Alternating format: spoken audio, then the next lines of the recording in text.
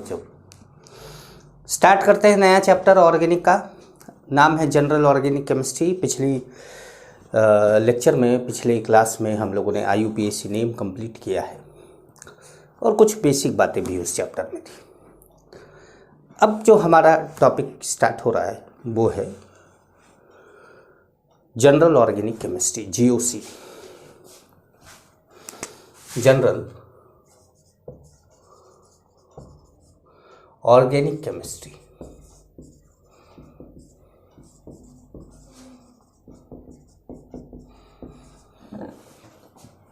General organic chemistry. अब इसमें जो आपको पढ़ना है वो इलेक्ट्रॉनिक इफेक्ट है। जो स्पेशली आपको इसमें पढ़ना है वो क्या है? इलेक्ट्रॉनिक इफेक्ट है। लेकिन केवल इलेक्ट्रॉनिक इफेक्ट ही नहीं, जैसे इसमें इलेक्ट्रॉनिक इफेक्ट में क्या है पहले ही आपको बता दें। इंडक्टिव इफेक्ट, रेजोनेंस या मेसोमेरिक इफेक्ट, हाइपर कंजुगेशन, ये तीन इफेक्ट हैं। इलेक्ट्रोमेरिक इफेक्ट की बात करते हैं, लेकिन इलेक्ट्रोमेरिक इफेक्ट की बात तब करते हैं जब आप अटैकिंग रीजन जान जाते हैं, इलेक्ट्रोफाइल, न्यूक्लियोफाइल, इनके बारे में जान जाते हैं, तब बात करते हैं। उसके बाद इसी चैप्टर के अंदर आप सभी इंटरमीडिएट की स्टेबिलिटी, मतलब कार्बोकेटायन, कार्बोनाइन, फ्री रेडिकल की स्टेबिलिटी, एरोमेटिसिटी के बारे में जानते हैं। कौन सा कंपाउंड एरोमेटिक है, कौन सा कंपाउंड एरोमेटिक नहीं है, एंटी एरोमेटिक क्या होता है, नॉन एरोमेटिक क्या होता है, इन सब के बारे में भी जानते हैं। फिर आप एसिडिक स्ट्रेंथ, कोई कंपाउंड अगर एसिडिक कैरेक्टर शो कर रहा है तो मतलब 2 या 2 से ज़्यादा कंपाउंड आपको दिए गए हैं तो किसकी एसिडिक स्ट्रेंथ ज़्यादा है, किसकी एसिडिक स्ट्रेंथ कम है, कैसे पहचानेंगे, इनकी बात करेंगे। बेसिक स्ट्रेंथ की बात करेंगे। अटैकिंग रीजेंट की भी इसी में बात की जाएगी। कार्बोकेटायन, कार्बोनाइन, फ्री रेडिकल में कार्बोकेटायन के रीअरेंजमेंट की भी बात करी जाएगी इसमें। तो कहने का मतलब चैप्टर बड़ा ही बेसिक कॉन्सेप्ट का है। अगर ये आता है तो ऑर्गेनिक आता है, अगर ये नहीं आता है तो ऑर्गेनिक मुश्किल हो जाता है। तो कहने का मतलब ये है कि ये चैप्टर आया तो सब ऑर्गेनिक आया, ये चैप्टर नहीं आया तो ऑर्गेनिक नहीं आया। ये चैप्टर अगर आपको नहीं आया तो ऑर्गेनिक समझिए नहीं आया, बड़ा ही मुश्किल हो जाएगा आप लोगों को ऑर्गेनिक समझना। और जो व्यक्ति इस चैप्टर को भली भांति समझता है, जानता है, इसके खेल को समझता है, वो ऑर्गेनिक को समझता है, ऑर्गेनिक के हर क्वेश्चन को वो घुमा फिरा कर चाहे जैसे दे वो कर लेता है। फिर इसके अंदर जैसे कि मैं कोटा में जब पढ़ाता था तो वहाँ पर GOC फर्स्ट, GOC सेकंड, 2 नाम से चैप्टर चलता था, जिसमें पहले पार्ट में हम लोग जितनी चीज़ें मैंने बताई आपको वो कराते थे, केवल अटैकिंग रीजन नहीं कराते।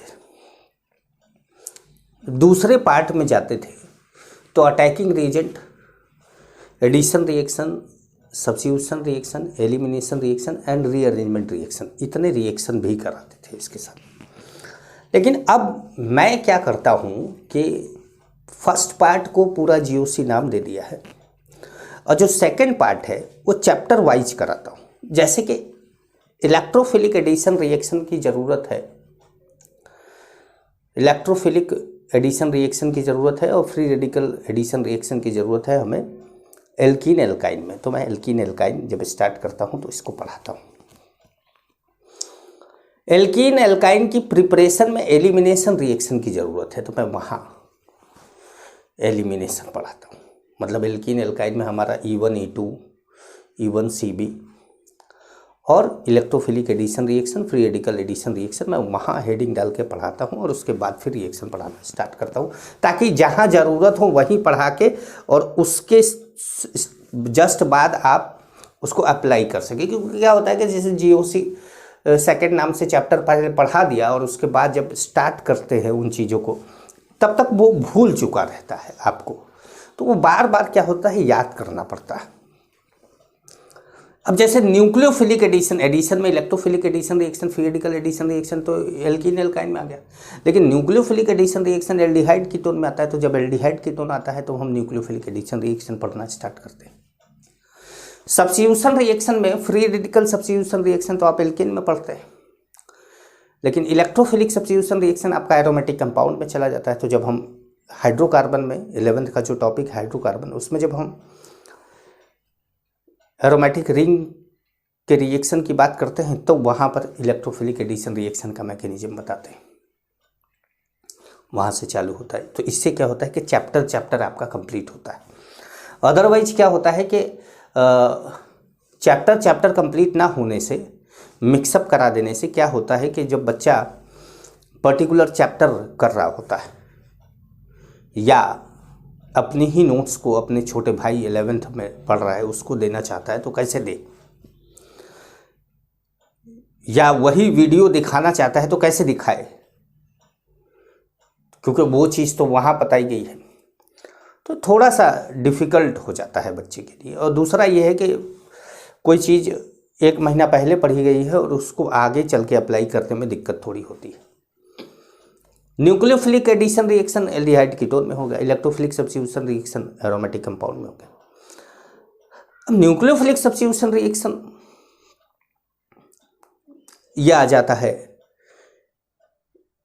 एल्काइल हैलाइड में, एल्कोहल में, ईथर में, SN1 SN2 SNI। तो SNI मतलब intramolecular substitution reaction, nucleophilic substitution reaction SNI। तो ये एक तरीके से रीअरेंजमेंट कहाँ पढ़ाना है, एलिमिनेशन कहाँ पढ़ाना है, सब्स्टिट्यूशन कहाँ पढ़ाना है, एडिशन कहाँ पढ़ाना है, ये एक फिक्स है। सब हर चैप्टर का अपना अपना फिक्स है। तो हम इसको ऐसे, मैं मतलब स्पेशली मैं अपनी बात कर रहा हूँ, मैं ऐसे कर देता हूँ। और हमारा जो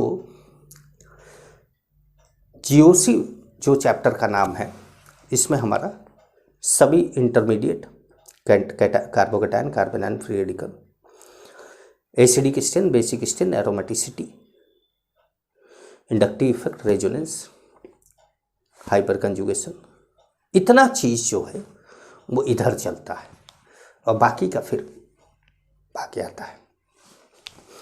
तो इनकी ज़रूरत आपको अब पढ़ने वाली है, क्योंकि आप लोग IUPAC पढ़ चुके हैं। मैंने कुछ बेसिक कॉन्सेप्ट आपको alpha hydrogen, homologous series, carbon कितने टाइप के होते हैं, हाइड्रोजन कितने टाइप के होते हैं, एल्काइल हैलाइड कितने टाइप के होते हैं, अल्कोहल कितने टाइप के होते हैं, एमीन कितने टाइप के होते हैं, ये सारी चीज़ें बता दी। IUPAC में भी मैंने आपको सब बता दिया कि बाईसाइक्लो का IUPAC बता दिया, स्पाइरो का IUPAC बता दिया, साइक्लो का बता दिया, एरोमेटिक का बता दिया, ओपन चेन का तो हम स्टार्टिंग से पढ़ ही जा रहे हैं। और मेरे ख्याल से लगभग मोर देन 50 एग्जाम्पल मैंने खुद दिए हुए हैं आपको। तो मुझे लग रहा है कि उसके बाद फिर मैंने आपको असाइनमेंट दे रखा है, तो आप लोगों ने असाइनमेंट में कोई डाउट अभी नहीं पूछा है, तो इसका मतलब है कि आप लोगों को अच्छे से आ रहा है। चलिए अब GOC स्टार्ट करते हैं, जनरल ऑर्गेनिक केमिस्ट्री। और जनरल ऑर्गेनिक केमिस्ट्री में हमारा जो इलेक्ट्रॉनिक इफेक्ट है,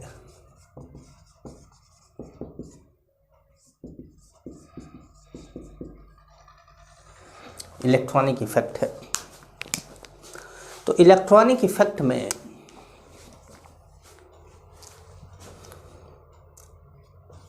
आपको पढ़ना है इंडक्टिव इफेक्ट,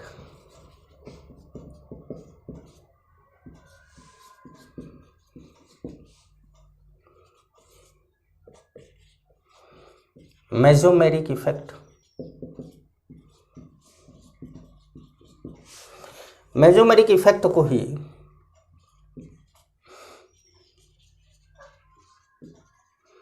रेजोनेंस इफेक्ट भी हम बोलेंगे। थर्ड है हाइपर कंजुगेशन,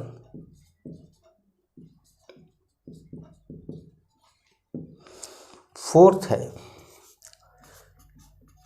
इलेक्ट्रोमेरिक इफेक्ट,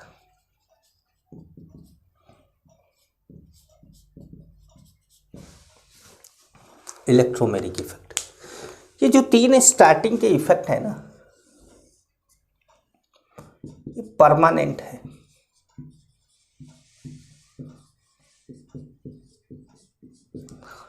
ये जो स्टार्टिंग के तीन इफेक्ट हैं ये क्या है, परमानेंट इफेक्ट। ठीक, ये परमानेंट है। परमानेंट का मतलब क्या है, परमानेंट का मतलब है कि जैसे कोई कंपाउंड आपने ले लिया, कोई भी कंपाउंड आपने ले लिया, उसमें इनमें से जो भी इफेक्ट लग रहा हो या सारे लग रहे हो, वो कंपाउंड किसी भी हालत में हो, वो रिएक्शन कर रहा हो चाहे नहीं कर रहा हो, ऐसे ही किसी कंटेनर में पड़ा हो, तब भी ये इफेक्ट लग रहे होंगे उस पर। इसीलिए इसको परमानेंट इफेक्ट बोला जाता है। कहने का मतलब है कि जैसे मान लीजिए कि एक कंपाउंड है,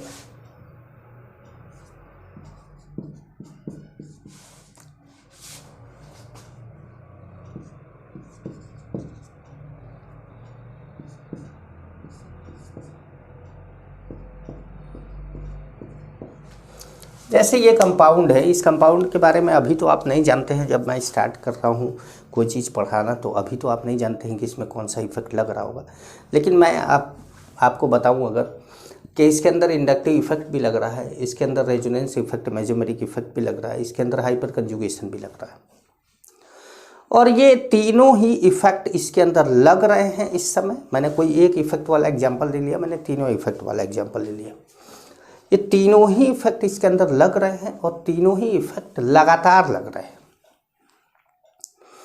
मतलब कि ये कंपाउंड किसी दूसरे कंपाउंड से या रिएजेंट से रिएक्ट कर रहा है, करने वाला है, तो भी ये इफेक्ट तीनों लग रहा है इसके अंदर, या लगेगा आगे भी चल के।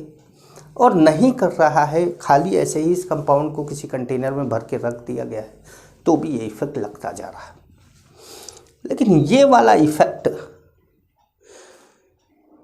परमानेंट नहीं है, ये टेम्परोरी इफेक्ट है। यहाँ पे टेम्परोरी इफेक्ट लिख लीजिएगा आप लोग। ये टेम्परोरी इफेक्ट क्यों है?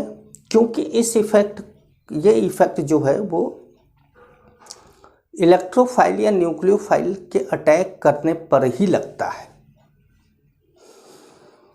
तो अब किसी रिएजेंट का अटैक अगर इस पे हो रहा होगा तो इसका मतलब रिएक्शन हो रहा होगा। जब रिएक्शन हो रहा होगा तो वो ये इफेक्ट लगेगा, और अगर कोई रिएक्शन नहीं हो रहा है तो ये इफेक्ट नहीं लगेगा। मतलब जब तक कोई रिएक्शन नहीं हो रही है तब तक ये इफेक्ट लगता ही नहीं है। जैसे ही रिएक्शन स्टार्ट होता है, रिएक्शन होने के चांस बनते हैं, ये इफेक्ट लगना स्टार्ट होता है। तो भाई ये कंडीशन वाली इफेक्ट है कि भाई रिएक्शन होगा तो लगेगा, रिएक्शन नहीं होगा तो नहीं लगेगा। तो इसलिए इसको परमानेंट इफेक्ट नहीं बोला जा रहा। लेकिन ये तीनों क्या है, परमानेंट इफेक्ट है। क्लियर होगा?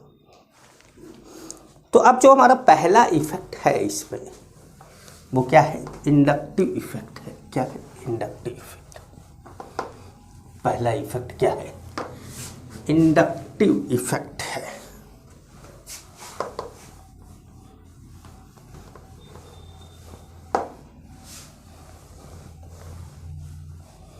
पहला इफेक्ट इंडक्टिव इफेक्ट है। ठीक है, इंडक्टिव इफेक्ट में हेडिंग डाल लीजिए पहले, inductive effect.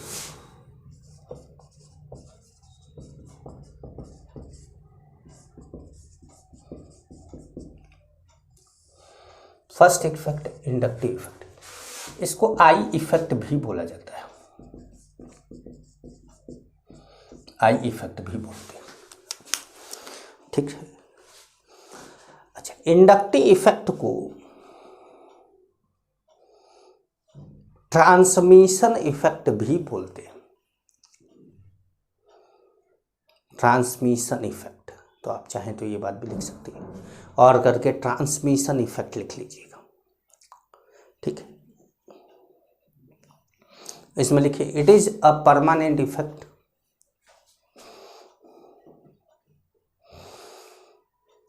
it is a permanent effect in which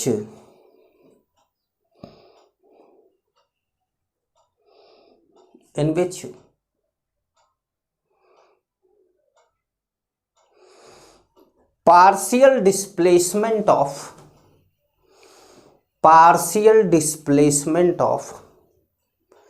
sigma electron, partial displacement of sigma electron bracket में लिखिएगा,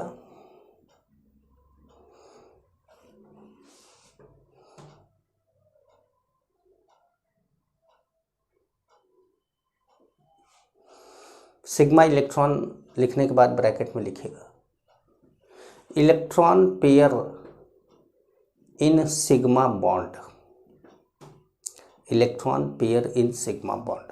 सिग्मा बॉन्ड में जो इलेक्ट्रॉन पेयर है, जैसे दो बॉन्ड आपने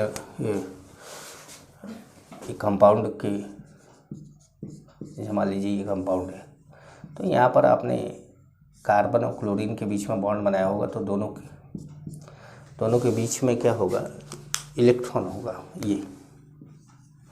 ये जो इलेक्ट्रॉन है, दो इलेक्ट्रॉन सिग्मा बॉन्ड में, इसको क्या बोला जा रहा है, सिग्मा इलेक्ट्रॉन। तो it is a permanent effect which in which partial displacement of sigma electron towards more electronegative atom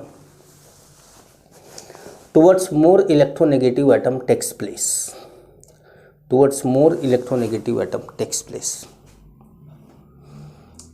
electronegative atom की तरफ क्या होता है।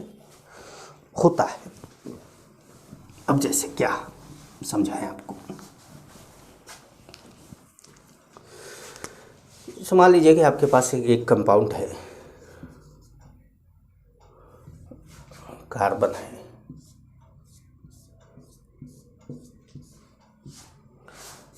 मान लीजिए फ्लोरीन है। पर फ्लोरीन को आप जानते हैं कि ज़्यादा इलेक्ट्रोनेगेटिव होता है, इसलिए इलेक्ट्रोनेगेटिविटी को ऑर्डर बताने की ज़रूरत नहीं पड़ती है जब फ्लोरीन आ जाता है। तो यहाँ पर क्या होगा कि इलेक्ट्रॉन होगा, और भी बॉन्ड बने हुए हैं इसके, ठीक है, और भी बॉन्ड क्या है, बने हुए। तो ये क्या करता है कि ये इलेक्ट्रॉन को अपनी ओर अट्रैक्ट करता है। फ्लोरीन क्या करता है, इस दो इलेक्ट्रॉन को अपनी ओर अट्रैक्ट करता है। तो फ्लोरीन पर आ जाता है पार्शियल नेगेटिव और यहाँ आ जाता है पार्शियल पॉजिटिव, ठीक है। ये जो पार्शियल डिस्प्लेसमेंट ऑफ इलेक्ट्रॉन है ना, फ्लोरीन की वजह से जो डिस्प्लेसमेंट हो रहा है इलेक्ट्रॉन का, इसी को इंडक्टिव इफेक्ट बोला जा रहा है। यही जो थोड़ा सा खिसका दिया जा रहा है इलेक्ट्रॉन को, इसी को इंडक्टिव इफेक्ट बोला जा रहा है, ठीक है। तो जरा आप main points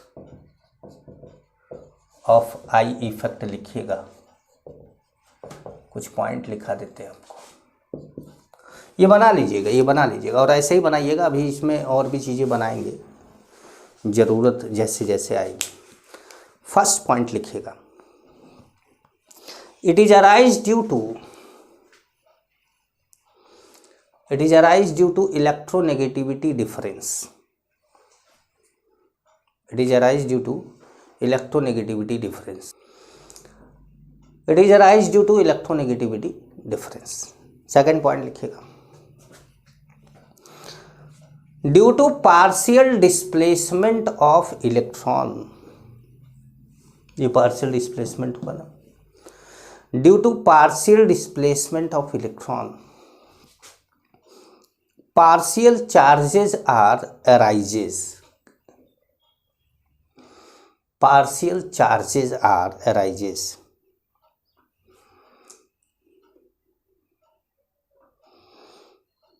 next point,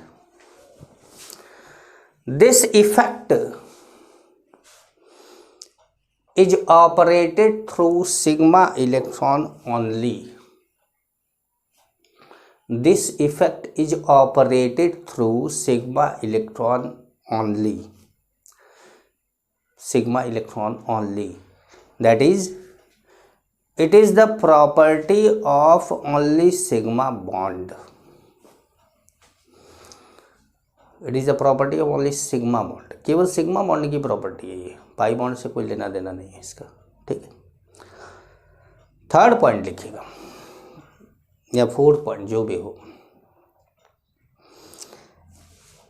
inductive effect is a distance dependent effect.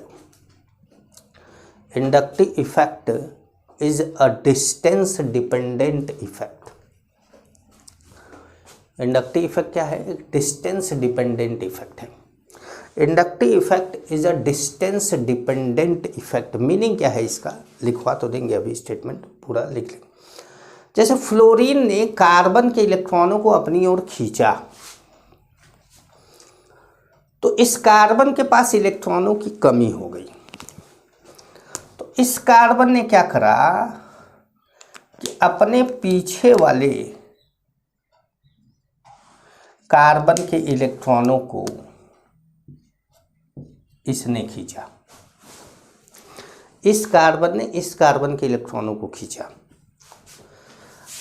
और जब इस कार्बन अब इस कार्बन पे पॉजिटिव चार्ज आ गया, पार्शियल और पार्शियल मतलब दो डेल डेल प्लस का मतलब ये नहीं हुआ कि ज़्यादा चार्ज हो गया, इसको बोलते कम में भी कम हो गया।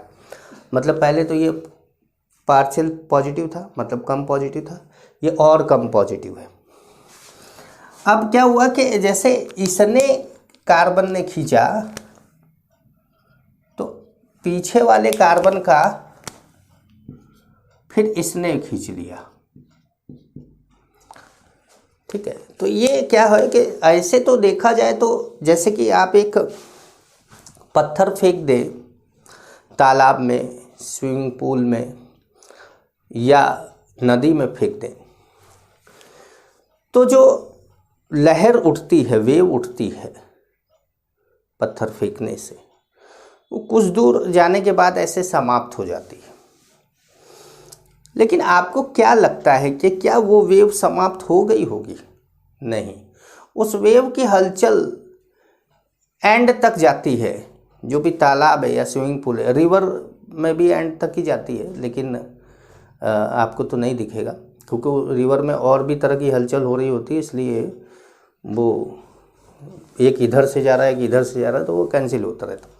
लेकिन जैसे छोटी जगह पर आप ये देख सकते हैं, जब बाल्टी में आप देख सकते हैं कि बाल्टी आपने एक पानी ले लिया और उसके अंदर एक छोटा सा कंकड़ डाल के देखो तो आपको लहर ऐसे दिखेगी, ठीक है। तो वहाँ जो लहर दिख रही है वो उस स्टार्टिंग में आपको ज़्यादा दिख रही है, फिर कम, फिर कम, फिर कम, फिर कम। तालाब में तो जैसे थोड़ी देर बाद के जो ख़त्म हो जाएगा। तो ये जो ख़त्म हो रहा है, इसका मतलब ये है कि जैसे ये फ्लोरीन ने कार्बन से इलेक्ट्रॉन खींचा, इस कार्बन ने इस कार्बन से खींचा, इस कार्बन ने इस कार्बन से खींचा, ये चल तो रहा है, लेकिन आगे जाके इसका इफेक्ट इतना कम हो जा रहा है कि दिख नहीं रहा है। मैं यही कह रहा हूँ कि जैसे तालाब में आपने एक पत्थर फेंका, तो वो जो वेव चल रही है वो चलेगा तो पूरा तालाब के जो किनारे तक जाएगा, लेकिन थोड़ी दूर बाद ये दिखना बंद हो जाएगा। क्यों? क्योंकि इफेक्ट नेग्लेजेबल हो जाएगा। इफेक्ट क्या हो जाएगा? नेग्लेजेबल हो जाएगा। तो 3 कार्बन तक इंडक्टिव इफेक्ट को दिखाया जाता है, बताया जाता है। तो ये पॉइंट आप जैसे लिख रहे हैं, inductive effect is distance dependent effect and it decreases जैसे देखिए यहाँ 3 जो यहाँ मैंने ज़्यादा खींचने को ऐसे दिखाया है, 3 बार ऐसे, यहाँ थोड़ा कम खींचा जा रहा है, यहाँ थोड़ा और कम खींचा जा रहा है, तो इसको यहाँ 3 एरो दिखा दिया, यहाँ 2 दिखा दिया, यहाँ देखो। तो it decreases with increase in distance from the source. ये सोर्स है हमारा, from the source, from the source, ठीक है, full stop. After third carbon of the chain, after third carbon of the chain it becomes negligible. After third carbon of the chain it becomes negligible. 3 carbon के बाद ये क्या होता है, negligible हो जाता है। जैसा मैंने आपको कहा कि तालाब में थोड़ी देर बाद वो दिखना बंद हो जाता है, तो नेग्लिजिबल हो जाता है। वैसे 3 कार्बन के बाद ये क्या होता है, नेग्लिजिबल हो जाता है, ठीक है। नेक्स्ट पॉइंट लिखिएगा, जो भी 5वां नंबर 6ठा नंबर जो भी हो। Inductive effect of hydrogen atom, inductive effect of hydrogen atom is taken as zero. Inductive effect of hydrogen atom is taken as zero. अब जैसे मैं यहाँ पे हाइड्रोजन एटम लगा भी दूँ तो आप, जैसे मैं शुरुआत में लगा देता तो आप बोलते कार्बन हाइड्रोजन से भी इलेक्ट्रॉन खींच रहा है, लेकिन इंडक्टिव इफेक्ट में हाइड्रोजन के इंडक्टिव इफेक्ट को जीरो माना जाता है। मतलब ना ये किसी से खींचता है ना कोई इससे खींचता है, समझ गए। तो इंडक्टिव इफेक्ट हाइड्रोजन का क्या माना जाता है, जीरो माना जाता है। 3 कार्बन तक आपको दिखाना है, उसके बाद नहीं दिखाना है, ठीक। अब जो इंडक्टिव इफेक्ट होता है वो 2 टाइप का होता है। या तो जो सोर्स है या जो भी ग्रुप है वो इलेक्ट्रॉन खींचेगा और या तो डोनेट करेगा, या तो खींचेगा या तो डोनेट करेगा। तो आप लिखेंगे types of I effect, types of I effect. तो आई इफेक्ट जो होता है वो 2 टाइप का होता है। एक होता है प्लस आई इफेक्ट, ये तो डैश है भैया, माइनस नहीं है ना, और ये है माइनस आई इफेक्ट। एक है प्लस आई इफेक्ट और दूसरा क्या है, माइनस आई इफेक्ट, ठीक है। तो प्लस आई इफेक्ट के नीचे थोड़ा सा लिखिएगा, माइनस आई इफेक्ट के नीचे थोड़ा सा लिखिएगा। मतलब ऐसा भी मत लिखिएगा कि लंबी लाइन खींच जाए, जरा सा इसके नीचे ऐसे लिखिएगा, जरा सा इसके नीचे, पहले इसके नीचे लिख लीजिएगा। लिखिए, it is arise due two electron releasing group, it is arise due two electron releasing group. Electron releasing group को शॉर्ट में ERG बोल दीजिए ब्रैकेट में, क्योंकि बार बार आप इस चैप्टर में इलेक्ट्रॉन रिलीजिंग ग्रुप शब्द लेकर आएंगे, तो ERG बोल देना अभी सही है। Arise due two electron releasing group, और उसमें लिखेंगे it is arise due two electron withdrawing group, electron withdrawing group. तो इलेक्ट्रॉन विड्रॉइंग ग्रुप जो विड्रॉ करेगा इलेक्ट्रॉन को, इलेक्ट्रॉन विड्रॉइंग ग्रुप हो जाएगा। जो इलेक्ट्रॉन रिलीज करेगा वो इलेक्ट्रॉन रिलीजिंग ग्रुप हो जाएगा, ठीक है भाई। Electron withdrawing group and electron releasing group. तो सबसे पहले बात करते हैं प्लस आई इफेक्ट की।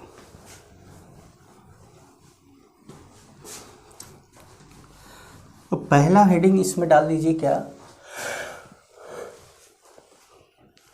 Plus I effect.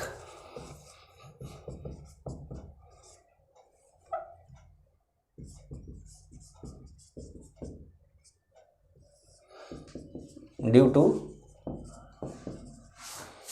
Presence of ERG।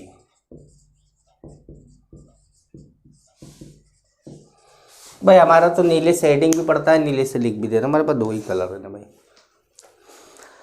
कई बच्चे होते हैं, मैं लिखने बैठते हैं तो मैं देखता हूँ कि 56 तरह के जो है कलर लिए रहते हैं।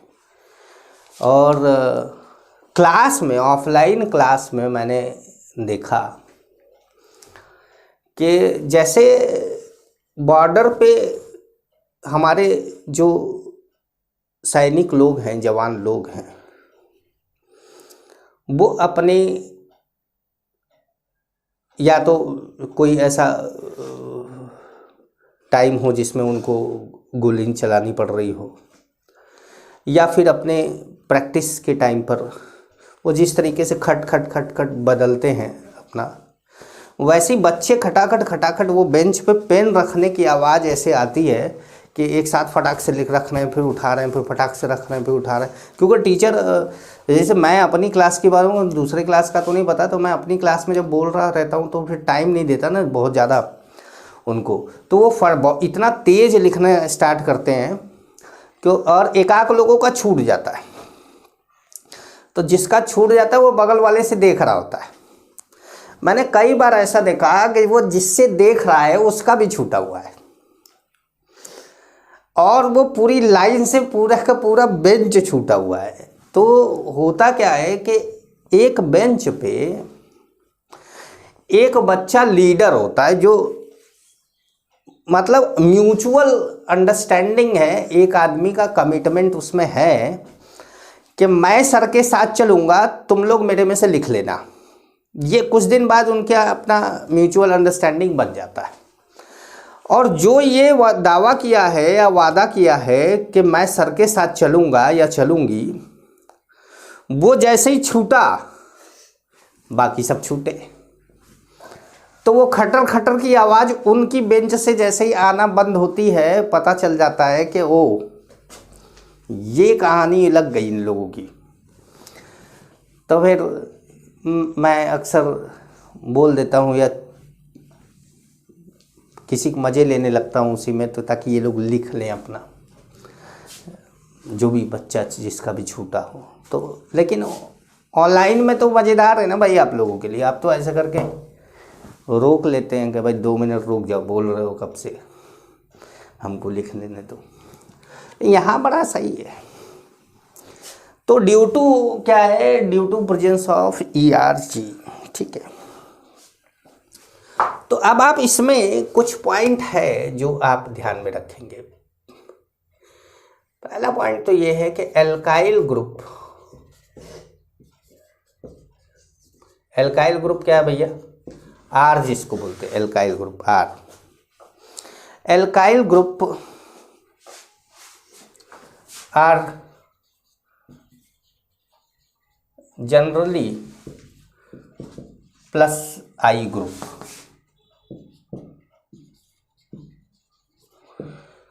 मतलब एल्काइल ग्रुप जो होते हैं वो जनरली क्या करते हैं, वो +I ग्रुप होते हैं, वो +I इफेक्ट ही शो करते हैं। जनरली बोला है यहाँ पे भी, पर पक्का नहीं बोल दिया इसने, जनरली बोला कि एल्काइल ग्रुप क्या होता है, वो +I ग्रुप होता है, वो शो करता है। अब कैसे +I शो करता है, तो अब जैसे एक CH3 ग्रुप है कहीं लगा हुआ है, या CH3 या CH2 CH3 है, या CH2 CH2 CH3 है, या और बड़ी चेन बनाते जाइए। जैसे जैसे ये चेन बढ़ती जा रही है, +I इफेक्ट क्या होता जा रहा है, इंक्रीज हो रहा है। मतलब ये नीचे आ रहे हैं तो +I इफेक्ट क्या हो रहा है, इंक्रीज हो रहा है। एक CH3 लगा हुआ है तो +I इफेक्ट है, CH2 CH3 लगा हुआ है तो +I इफेक्ट बढ़ गया, CH2 CH2 CH3 लगा है तो +I इफेक्ट और बढ़ गया। लेकिन ये सब प्राइमरी कार्बन है, प्राइमरी ये तो सुपर प्राइमरी बोला जाता है। प्राइमरी में तो 4 कार्बन वाला है तो भी प्राइमरी, 5 कार्बन वाला है तो भी प्राइमरी। लेकिन ये सब जितना चेन बढ़ता जा रहा है कार्बन का, +I इफेक्ट क्या होता जा रहा है, बढ़ता जा रहा है। तो ये बात आपको याद रखनी पड़ेगी, ठीक है। अब जैसे मान लीजिए कि आप ले लेते हैं CH2 CH2 CH2 CH3, आपने ले लिया CH CH3 CH2 CH3, ये आपने ले लिया CH3 CH3 CH3। तो ये कौन है? तो ये प्राइमरी है। ये कौन है? तो ये सेकेंडरी है। ये कौन है? तो ये टर्सरी है। और आप ऊपर से नीचे यहाँ भी आ रहे हैं। तो जब आपको प्राइमरी सेकेंडरी टर्सरी में चुनना होगा, जैसे अभी थोड़ी देर पहले तो प्राइमरी लिया था लेकिन कार्बन के नंबर बढ़ा रहे थे, अब कार्बन के नंबर नहीं बढ़ा रहे हैं, केवल प्राइमरी से सेकेंडरी, सेकेंडरी से टर्सरी बना दे रहे हैं। तो जब आप ऐसा करेंगे तो भी प्लस आई इफेक्ट क्या होगा? इंक्रीज करेगा।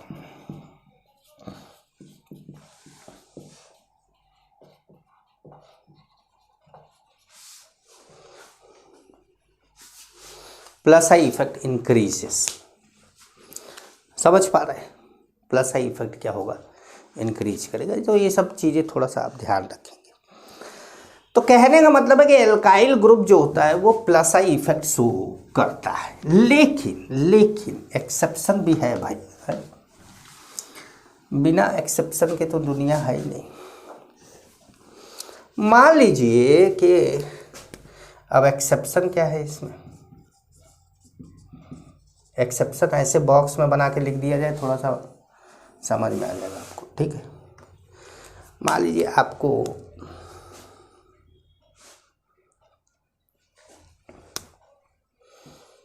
RMgX मिल गया, तो यहाँ पे ये जो है वो माइनस आई लगा देगा क्योंकि खींचेगा।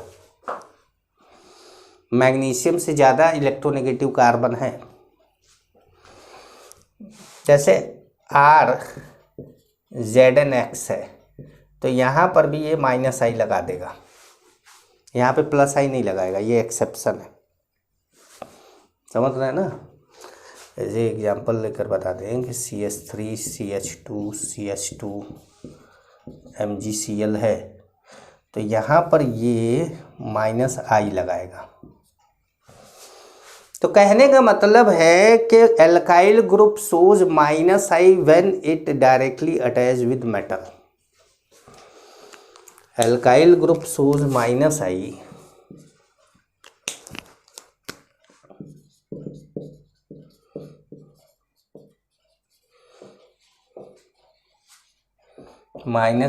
Effect when it directly bonded with metal। अब मेटल से जुड़ा हुआ है तब तो क्या करेगा? माइनस आई लगाएगा, वरना वैसे एल्काइल ग्रुप प्लस आई लगाता है, लेकिन एक्सेप्शन भी है जो याद रखना है आपको, ठीक है?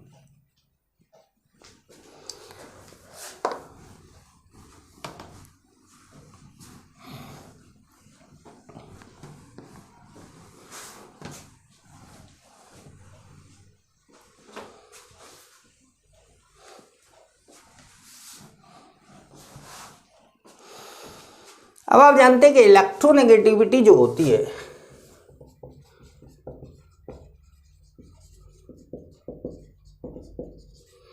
इलेक्ट्रोनेगेटिविटी ऑर्डर की बात करें आप, तो sp कार्बन की सबसे ज़्यादा होती है, उसके बाद sp2 कार्बन की, फिर sp3 कार्बन की होती है इलेक्ट्रोनेगेटिविटी, है? तो अगर आप ऐसे लिख दें CH3 CH2 CH double bond CH2, तब इसके देखो दो पार्ट है, एक ये है और एक ये है, ठीक है? तो अब देखिए ये कार्बन sp2 है, ये कार्बन sp2 है और ये कार्बन कैसा है? sp3 है। तो sp3 कार्बन होने के कारण ये कैसा है? sp3 है और ये कैसा है? sp2 है। तो अब ये होने के कारण ये sp2 वाला इलेक्ट्रॉन खींचेगा, ये प्लस आई लगाएगा और ये माइनस आई लगाएगा, ठीक है भाई? ये खींचेगा, ये लेगा। बिना प्लस आई का माइनस आई दुनिया में नहीं होता, या बिना माइनस आई का प्लस आई दुनिया में नहीं होता। मेरी बात समझे आप? कहने का मतलब ये है कि एक आदमी अगर इलेक्ट्रॉन खींच रहा है तो जाहिर सी बात है दूसरा दे रहा है। अगर आपने किसी गरीब को 100 रुपया दिया तो आपने उसकी मदद करी या उसने आपकी मदद करी, तो आपको लगेगा कि सर मैंने उसकी मदद करी। क्यों? क्योंकि आप ऑब्जर्वर हैं, केवल अपने आप को देख रहे हैं। आप ऑब्जर्वर हैं, केवल अपने आप को देख रहे हैं। आपने उस गरीब की मदद क्यों करी, बस एक बार विचार करके देखिएगा तो आपको लगेगा कि मैं कुछ पुण्य कमाना चाहता था, मैं कुछ ऐसा काम करना चाहता था जिससे कि ऊपर वाला खुश हो, और ऊपर वाला खुश हो और मुझे और सुख समृद्धि दे, आमदनी दे, या अपने चरणों में जगह दे। तो वो आप जो, ये भी आपका एक स्वार्थ था। आपने 100 रुपया जो उसको दिया है वो क्यों दिया है, अगर जब आप ये बात पूछेंगे तो आपका सारा घमंड निकल जाएगा उसी दिन, जिस दिन आप ये सोचते हैं कि मैं गरीबों की बड़ी मदद करता हूँ। तो वो जो अंदर से आपने आपको लग रहा था कि आपने उसकी मदद की, अगर आप दूसरे तरीके से सोचेंगे तो आपको लगेगा कि उसने आपकी मदद की आपके पापों को कम करने में, उसने आपकी मदद की, आपने उसकी गरीबी को कम करने में उसकी मदद की, उसने आपके पापों को कम करने में आपकी मदद की। मतलब दोनों ने एक दूसरे की हेल्प करी है। देखा जाए तो दोनों ने क्या करा है, एक दूसरे की हेल्प करी है। यही बात मैं बताना चाह रहा हूं कि जब तक कोई देने वाला नहीं होगा, लेने वाले का कोई अस्तित्व नहीं है, और जब तक कोई लेने वाला नहीं होगा, देने वाले का कोई अस्तित्व नहीं है। जैसे कि वो जैसे रिडॉक्स रिएक्शन था तो loss of electron, gain of electron, जैसे इंडक्टिव इफेक्ट है तो प्लस आई के बिना माइनस आई है दुनिया में हो ही नहीं सकता, माइनस आई के बिना प्लस आई दुनिया में हो ही नहीं सकता। मतलब अगर एक इलेक्ट्रॉन दे रहा है तो दूसरा ले रहा है। आप ही देखिए ना कि अभी थोड़ी देर पहले एक एल्काइल ग्रुप को फ्लोरीन के साथ जोड़ा था आपने, तो आप ये बोलेंगे कि फ्लोरीन ने एल्काइल ग्रुप पे माइनस आई लगाया क्योंकि फ्लोरीन ने खींचा। तो आप ये भी तो बोलेंगे कि एल्काइल ग्रुप ने फ्लोरीन पे प्लस आई लगाया क्योंकि एल्काइल ने फ्लोरीन को दिया। तो भाई जाहिर सी बात है कि एक का प्लस आई और दूसरे का माइनस आई, तो बिना प्लस आई का माइनस आई दुनिया में नहीं होता। हम क्या विचार कर रहे हैं, हम देखते कोई केवल एक है। जैसे अभी हमारा टारगेट है एल्काइल ग्रुप, तो हम देख रहे हैं एल्काइल ग्रुप का प्लस आई। फिलहाल हम इसकी बात नहीं करते, लेकिन ऐसा नहीं कि ये होता है ही नहीं, दुनिया में पाया ही नहीं जा रहा। आपका ऑब्जर्वेशन कहाँ है, आप क्या देख रहे हैं, इस बात पे डिपेंड करेगा। जैसे कि अगर आप ये बोले कि बेंजीन रिंग पर ये CH3 प्लस आई लगाएगा, तो आप ये भी तो बोल सकते हैं कि बेंजीन रिंग CH3 पे माइनस आई लगा रहा है। तो आप ऑब्जर्व किसको कर रहे हैं इस बात पे डिपेंड करता है। आपने ऑब्जर्व किया CH3 का इफेक्ट बेंजीन रिंग पे, तो आपने प्लस आई बोला। अगर आप यही ऑब्जर्व करते कि बेंजीन रिंग का इफेक्ट है CH3 पे, तो आप बोलते माइनस आई, माइनस आई। तो हमारी क्या है, हमारी जो है आदत पड़ गई है क्या, क्वेश्चन के अकॉर्डिंग पढ़ने की, कि जैसा क्वेश्चन आता है वैसे ही बुक में दिया हुआ है उसी तरीके से हम पढ़ते हैं। और वही कारण है कि हम एक ही चीज़ बोलना सीख गए हैं, लेकिन वास्तविकता ये है कि बिना पहले के दूसरे का कोई अस्तित्व नहीं है। जैसे चलिए इसको हटाए, एक और एग्जाम्पल लेके बताए आपको। जैसे जो अभी आपने लिया था CH2CH, वही CH2CH अब यहां देखें अगर आप, तो वही CH2CH यहां देखें तो अब ये sp2 है और ये sp है। तो अब वही CH2CH यहाँ पर क्या दे रहा है, इलेक्ट्रॉन देने लगा। आप क्या दिखा दिया, प्लस आई, और यहाँ इसने क्या दिखा दिया, माइनस आई, क्योंकि इसका इलेक्ट्रोनेगेटिविटी ज़्यादा है। तो इलेक्ट्रॉन देगा तो किसको देगा, कोई तो लेने वाला होगा, या इलेक्ट्रॉन लेगा तो किससे लेगा, कोई तो देने वाला होगा। तो ये समझिए, बात को समझिए, ठीक है। अगला पॉइंट लिखते हैं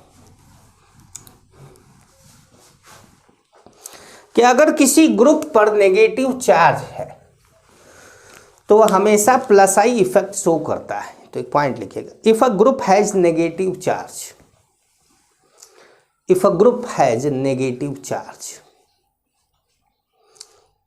if a group has negative charge, then it is always a plus I group,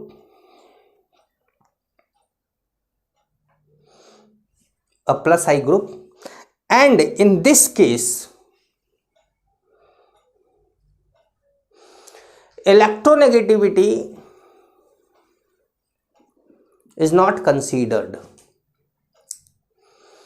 and in this case electronegativity is not considered। अब जैसे मान लीजिए कि कोई एक एटम है, जैसे हम समझाएं आपको, CH3 CH2 CH2O माइनस, ठीक है। अब अभी तो आपने बोला था कि एल्काइल ग्रुप क्या है, प्लस आई इफेक्ट शो कर रहा है, लेकिन अब आपने पॉइंट किसके लिए लिखा, नेगेटिव, इसके लिए। तो ये प्लस आई दिखा रहा है, मतलब ये इलेक्ट्रॉन इसको दे रहा है। तो अब देखिए, अब आप ऑब्जर्व कर रहे हैं नेगेटिव को, लेकिन एल्काइल ग्रुप को आपने छोड़ दिया, जबकि अभी थोड़ी देर पहले बात हो रही थी तो एल्काइल ग्रुप क्या था, प्लस आई इफेक्ट था। अब क्या शो कर रहा है, माइनस आई। लेकिन अब माइनस आई, अब इसको माइनस आई, हमेशा ऐसा नहीं होता कि एक को प्लस आई लिखना है तो दूसरे को माइनस आई लिखना पड़ेगा, किसी एक को ही दिखाया जाता है। ये अंडरस्टूड है कि ये माइनस आई शो कर रहा है, लेकिन यहाँ पे बोला गया कि in this case electronegativity is not considered. मैं कहने का मतलब ये है कि आप जानते हैं कि ऑक्सीजन की इलेक्ट्रोनेगेटिविटी ज़्यादा होती है कार्बन से, तो आप ये सोचने लगे कि ऑक्सीजन की इलेक्ट्रोनेगेटिविटी तो ज़्यादा होती है, ऑक्सीजन को खींचना चाहिए इलेक्ट्रॉन, ये वो नहीं। तो उस केस में इलेक्ट्रोनेगेटिव मत देखिए, सीधे बोला गया है कि नेगेटिव चार्ज अगर होगा तो वो प्लस आई इफेक्ट शो करेगा, ठीक है। अब जैसे आपके सामने हो CH3 CH2 NH, तो ये भी क्या शो करेगा, प्लस आई, ठीक है। तो अब NH हो तो कहने का मतलब कौन है, जैसे O माइनस NH माइनस, जैसे CH2 माइनस, जैसे और क्या COO माइनस, ये सब क्या शो कर रहा है, माइनस लिखा हुआ है लेकिन शो प्लस आई कर रहा है। ये सब क्या शो कर रहा है, प्लस आई इफेक्ट, ठीक है। अच्छा, अगला पॉइंट लिखिएगा, inductive effect. Inductive effect is an additive, ADD, additive मतलब ऐड कर की जा सकती है। Inductive effect is an additive quantity like dipole moment,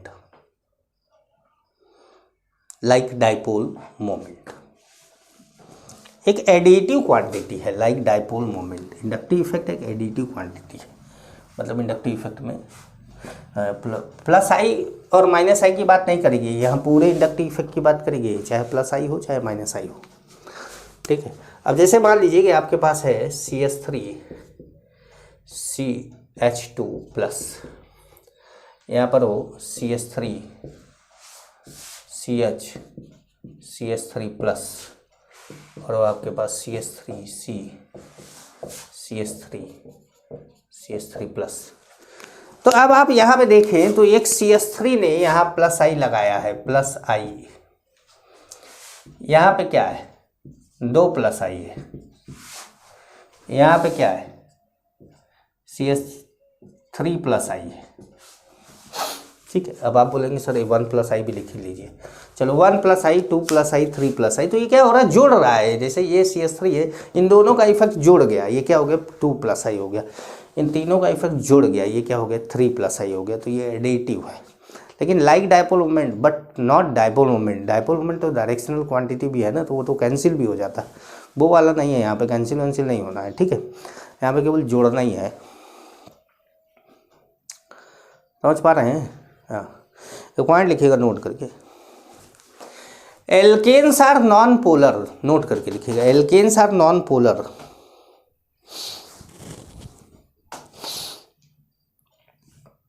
alkanes are non polar. Alkane, alkyl group नहीं, एल्केन, पूरा एल्केन नहीं। Alkanes are non polar, that is there is no I effect, there is no I effect, no I effect, ठीक है। अब लिखिएगा order of plus I effect, order of plus I effect, order of plus I effect. तो देखिए plus I effect के order की अगर हम बात करें तो सबसे ज़्यादा जो प्लस आई होता है वो NH माइनस का होता है, फिर O माइनस का, फिर COO- का, फिर टर्सरी एल्काइल ग्रुप का होता है, फिर सेकेंडरी एल्काइल ग्रुप का होता है, फिर प्राइमरी एल्काइल ग्रुप का होता है, फिर CD3 का होता है, फिर CH3 का होता है, फिर T का होता है, T मतलब ट्राइटियम, फिर D का होता है, फिर H का होता है जिसका कि 0 माना जाता है। समझ पा रहे हैं? समझ गया ना? देख भाई, देख ले, ये लिख लेंगे आप टर्सरी एल्काइल, इसको लिख लीजिए आप सेकेंडरी एल्काइल, इसको लिख लीजिए आप प्राइमरी एल्काइल। ये CD3 रहने दीजिए, CH3 रहने दीजिए, ट्राइटियम, ड्यूटेरियम। हाइड्रोजन लिखना नहीं लिखना जरूरी नहीं है, मतलब हाइड्रोजन लास्ट में लिख के छोड़ दिया जाता है, वो हाइड्रोजन का 0 है, ठीक है। तो ये प्लस आई इफेक्ट का ऑर्डर है, ठीक, प्लस आई इफेक्ट का ऑर्डर है। अब बात करते हैं थोड़ा माइनस आई की, है ना भाई, माइनस आई की भी बात कर ली जाए। माइनस आई इफेक्ट की, कि माइनस आई इफेक्ट क्या है। Minus I effect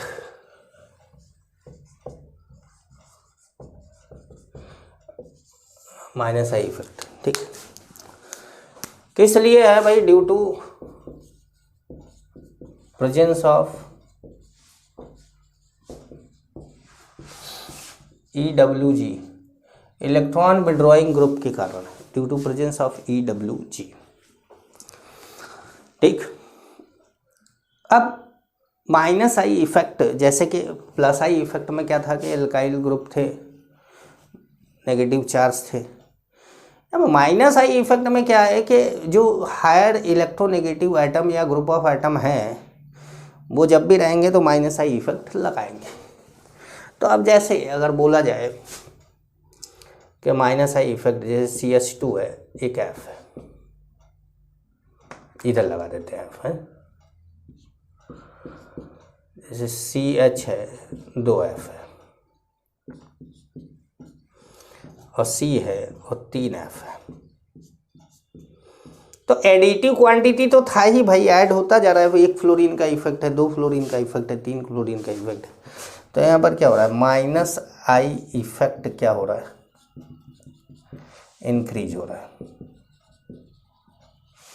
minus I effect क्या हो रहा है, increase, minus I effect increase होता जा रहा है, ठीक है। ये बात का थोड़ा सा ध्यान रखना है।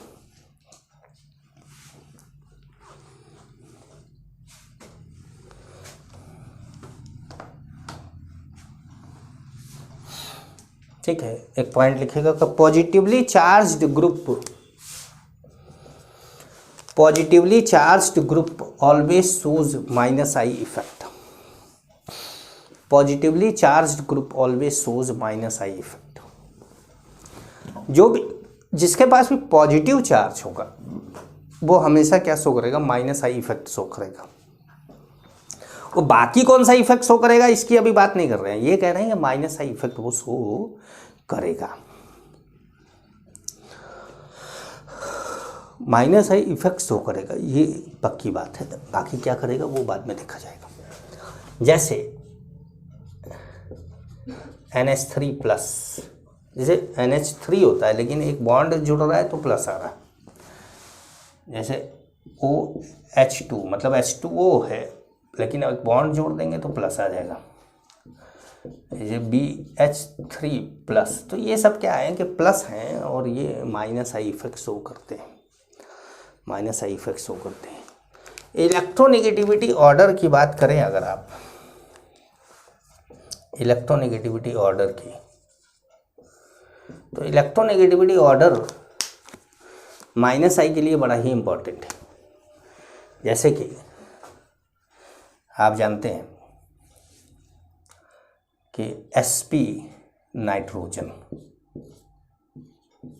sp2 oxygen, sp2 nitrogen, sp3 oxygen, sp carbon, sp3 nitrogen, sp2 carbon, sp3 carbon, ये इलेक्ट्रोनेगेटिविटी का ऑर्डर है। हाइब्रिडाइजेशन पढ़ाते समय बताया गया है आपको, तो वहाँ से आप ये ऑर्डर याद है नहीं है, यहाँ पे तो कम से कम याद कर ही लीजिएगा कि ये ऑर्डर है और इस ऑर्डर से आपको चलना है। इस ऑर्डर से आप चलेंगे तो आपको काफ़ी हेल्प मिलेगी। ठीक है, तो कुछ बातें जैसे कि जो ज़्यादा इलेक्ट्रोनेगेटिव एटम वाले जो ग्रुप हैं या एटम या ग्रुप ऑफ एटम है वो क्या करते हैं, वो माइनस आई इफेक्ट शो करते हैं। पॉजिटिव चार्ज वाले माइनस आई इफेक्ट शो करते हैं। तो अब इसमें केवल ये बात आती है कि किसका इफेक्ट ज़्यादा है, किसका इफेक्ट कम है। तो अब सीधी बात ये करते हैं कि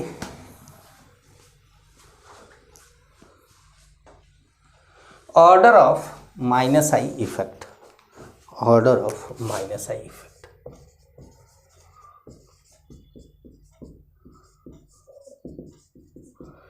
order of minus I effect. देखिए प्लस आई इफेक्ट का order and minus I effect का ऑर्डर, दोनों ही ऑर्डर आपको याद करना चाहिए।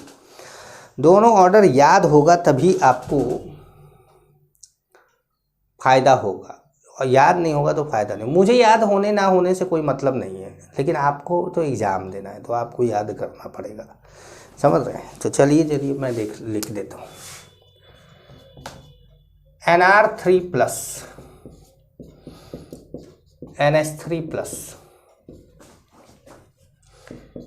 NO2, CF3, CN, SO3H,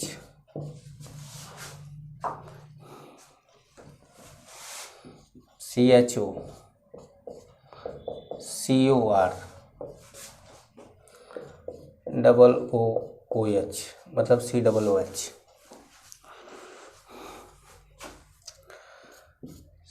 COX, ये XCl Br I है, मतलब पहले F फिर Cl फिर Br फिर I, ठीक है। इसके बाद COOR,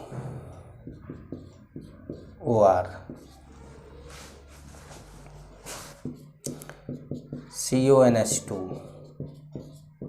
fluorine, chlorine, bromine, iodine,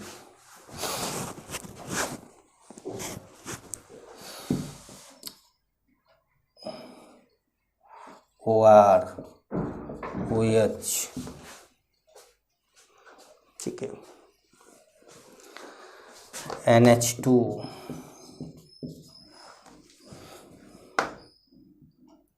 NH2 से ज़्यादा होता है C ट्रिपल बॉन्ड CH, फिर NH2। इसके बाद आ जाता है C6H5, फिर CH डबल बॉन्ड CH2। इसके बाद H है, अब क्या लिखें, ठीक है। तो ये अब इसका तो 0 होता है। तो ये ऑर्डर है। यहाँ पर आपको जो मेन ज़्यादातर चीज़ें आपको याद रहती है, ये बड़ा ही इम्पॉर्टेंट पॉइंट है, ये और ये। अक्सर बच्चा COOH को आगे और CHO को पीछे कर देता है। बस यहाँ पे ध्यान रखिएगा इसको कि CHO को ही आपको आगे रखना है और COOH को ही आपको पीछे रखना है। तो आप ये ऑर्डर लिखेंगे, याद करेंगे पूरा, और याद करेंगे। हम अगली क्लास में जब आपसे मिलेंगे तो कुछ इसके एप्लीकेशन की बात करेंगे। बहुत ज़्यादा एप्लीकेशन की बात तो नहीं कर सकते, जब तक तीनों इफेक्ट ना पढ़ा जाए और मिला के क्वेश्चन ना करा जाए तब तक कोई फ़ायदा नहीं है। क्योंकि कोई भी कंपाउंड जब हम लेते हैं तो उसके अंदर केवल इंडक्टिव इफेक्ट तो लगेगा नहीं, उसमें रेजोनेंस या हाइपर कंजुगेशन भी लग सकता है। और जब तक आप तीनों इफेक्ट को जानो नहीं तब तक आप किसी भी क्वेश्चन को अभी करना स्टार्ट नहीं करेंगे। अभी आप जैसे जैसे मैं पढ़ाऊँगा आप वैसे वैसे ही करेंगे, बिल्कुल आगे नहीं भागेंगे। अगर आप आगे भागेंगे तो इसके जिम्मेदार आप होंगे।